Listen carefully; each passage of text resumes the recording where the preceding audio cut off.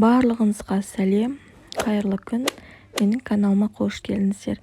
Бүгін біз өте дәмді қой етінен қайнатпа сорпа жасаймыз.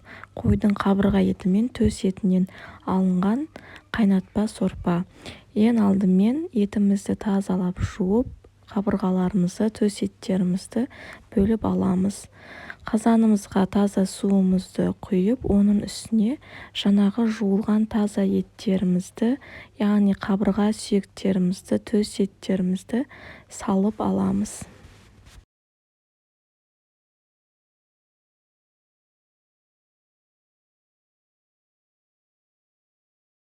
Еттерімізді салып болған соң, етіміз қайнай бастаған кезде бетінде осындай көпіріктер пайда болады. Олардың барлығын сүзгінің көмегімен көпіріктерін тазалап алып тастаймыз. Міндетті түрде көпіріктерін алып тастау керек. Көпіріктерін алып тастаған соң, жақсылап ожаудың көмегімен сорпамызды сапырып аламыз. Сол кезде мөлдір таза әдемі болады. Енді қайнап тұрған сорпамызға туралған пияз бен сарымсағымызды саламыз. Оның үстіне өз қалауларынша мен қызанақ салдым.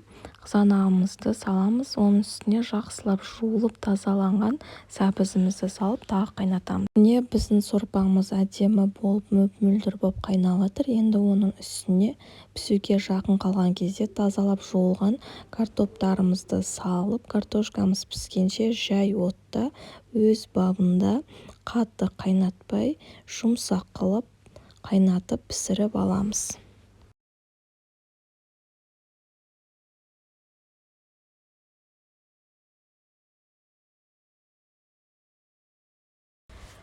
Міне біздің қайнатпа сорпамыз дайын болды. Көріп тұрғаныңыздардай өте әдемі, дәмді болып шықты. Етіміз жұмсақ болып, сүйегінен алынайын деп тұр.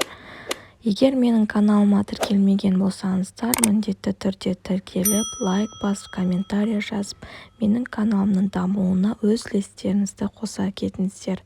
Сау болыңыздар.